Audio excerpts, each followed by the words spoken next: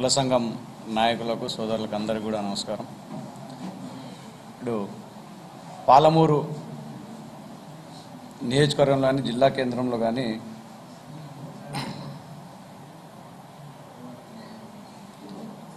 పాలమూరు నియోజకవర్గంలో ముఖ్యంగా ఇప్పుడున్న మంత్రి గారు ఎక్కడ చూసినా కూడా విభజించు పాలించు అనే పద్ధతి అవలంబిస్తూ కుల సంఘాల్లో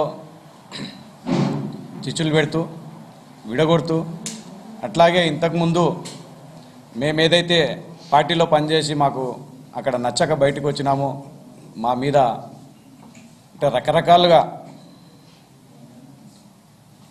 దాడులు చేయించడం కానీ అఫీషియల్గా అధికారులను మా ఎంబడ పెట్టి ఒక నిఘా వర్గం ఏర్పాటు చేసి మేము ఏమేమి చేస్తున్నాం అసలు అవన్నీ కూడా ఆయన ఈరోజు మమ్మల్ని ఒక ఇబ్బందుల పాలు చేసే పరిస్థితి మహబూబ్నగర్లో ఏర్పడింది. తెలంగాణ కొరకు పనిచేసినటువంటి వాళ్ళను ఆయన చెప్పితే అంటే ఆయన పూర్తిగా ఆయన చెప్పు చేతుల్లో ఉండి ఆయనను కాదనే వాళ్ళను ఆయనను కాదు నువ్వు ఇట్లా కాదన్నా ఇది కాదు మనం ఇట్లా చేయకూడదు అనే వాళ్ళను బయటికి పంపడం, వాళ్ళపైన హరాస్మెంట్లు చేయడం ఇది చాలా మితిమీరిపోయింది. మొన్న మున్సిపల్ ఎన్నికల్లో కూడా మా పైనే ఎన్నోసార్లు ఎక్సైజ్ వాళ్ళతో దాడి చేయించిండు, డబ్బులు వంచుతున్నారు మంది వంచుతున్నారు అని చెప్పి పోలీసులతో దాడి చేయించిండు. మంచి ఎలక్షన్ మూమెంట్లో మమ్మల్ని తీసుకుపోయి పోలీస్ స్టేషన్లో గంటలు కూర్చుని పెట్టిండు.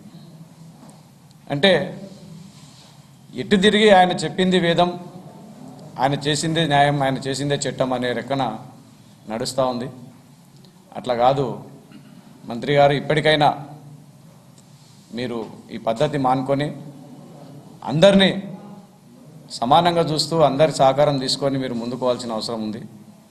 మేము గత 10-15 సంవత్సరాల నుండి పండుగ సాయన్న ఆశయ సాధన కొరకు పండుగ సాయన్న సామాజిక సేవా సంస్థ పేరు మీద మేము ఒక సంఘం పెట్టి కార్యక్రమాలు చేస్తూ ఉన్నాం. అది మీకు కూడా తెలుసు.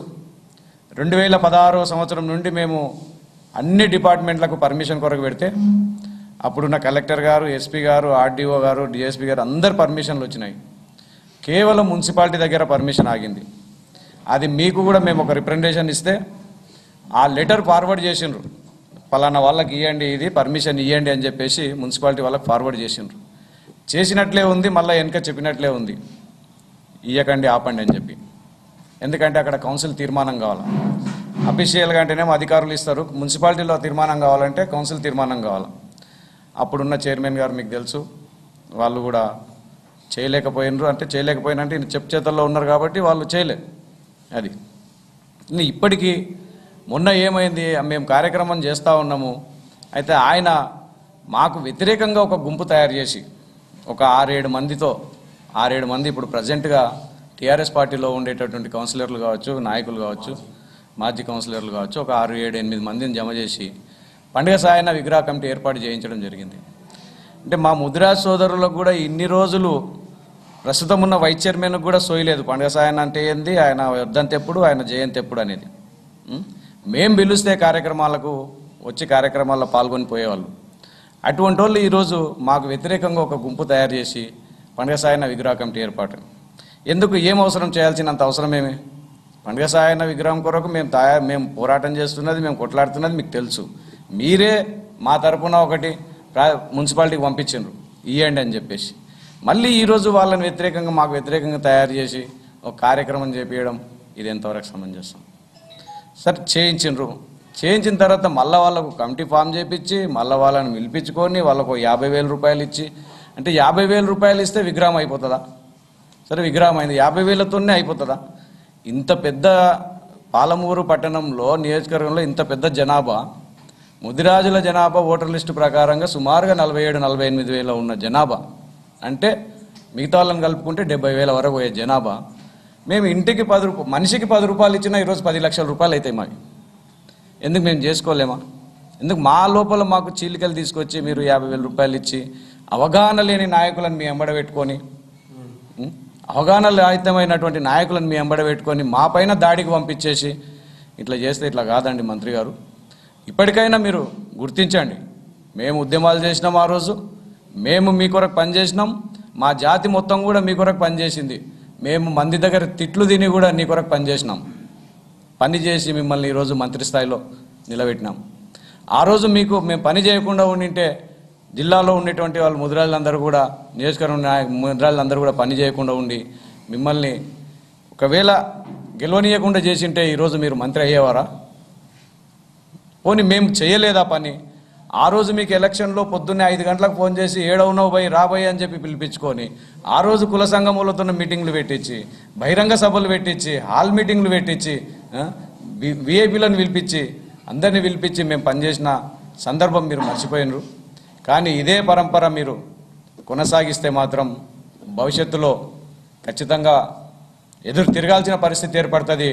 ప్రతి ముదిరాజు బిడ్డ కూడా, కేవలం ముదిరాజు కాదు, వేరే కుల సంఘంలో కూడా, వేరే కులాల్లో కూడా మీరు చిచ్చిపెట్టిన సందర్భాలు ఉన్నాయి. అట్లా చాలామందిని ఇప్పుడు వేరే గ్రామాల్లో ఉండేటువంటి సర్పంచులను, ఎంపీటీసీలను కూడా మీరు సతాయించిన సందర్భాలు ఉన్నాయి. కానీ మీరు ఇదే కొనసాగిస్తే ఖచ్చితంగా మీకు ఎదురు తిరగాల్సినటువంటి పరిస్థితి ఏర్పడుతుంది. రేపు భవిష్యత్తులో మీకు రాజకీయంగా మనుగడలేటటువంటి సమయం వస్తుంది. కనుక మీరు ఇప్పటికైనా అట్లా చేయకండి, చీలికలు తీసుకురాకండి. మమ్మల్ని మా మార్గంలో మమ్మల్ని ఉండనియండి. అనవసరంగా మాకు వ్యతిరేకమై మా లోపల మాకు చీలికలు తీసుకొచ్చి మేము కొట్టుకొని నెత్తులు వల్ల కొట్టుకునే వరకు తీసుకురావద్దని చెప్పేసి మంత్రి గారికి విన్నవిస్తున్నాం. ఇదే పరంపర కొనసాగిస్తే ఖచ్చితంగా రేపు భవిష్యత్తులో తిరగబడాల్సి వస్తుంది. మీ రాజకీయ మనుగడ మాత్రం కనుమరుగయ్యే పరిస్థితి ఏర్పడుతుంది. కాబట్టి ఇప్పటికైనా దయచేసి గమనించండి. మా లోపల మాకు వర్గపోరు పెట్టకుండా సామరస్యంగా రేపు పండుగ సాయన్న విగ్రహం కొరకు మా కమిటీ కొరకే, పండుగ సాయన్న సామాజిక సేవా సంస్థకే మీరు పర్మిషన్ ఇప్పియాలి. మా సంస్థ ఆధ్వర్యంలోనే మేము పండుగ సాయన్న విగ్రహం ఏర్పాటు చేయాలి మహబూబ్నగర్లో. అది కూడా మీరు చెప్పినట్టుగా యాన్నో మూలకు యాన్నో సందులో 50,000తో, ₹1,00,000 కాదు. మేము సుమారుగా ఒక 30 లక్షల విలువగలది ఒక కాంస్య విగ్రహం ఏర్పాటు చేయాలని చెప్పేసి మా కుల పెద్దలందరం కూడా, మహబూబ్నగర్లో ఉండే కుల పెద్దలందరూ కూడా నిర్ణయించుకున్నాం. కాబట్టి మా పనిలో మీరు ఇబ్బంది కల్పించొద్దండి. దయచేసి మా పని మమ్మల్ని చేసుకొనియండి. జిల్లా ముదిరాజు మహాసభా సంఘం ఆధ్వర్యంలో నిర్వహిస్తున్నటువంటి పత్రికా సమావేశానికి ఇచ్చేసిన విలేకరులందరికీ ధన్యవాదాలు తెలుపుచు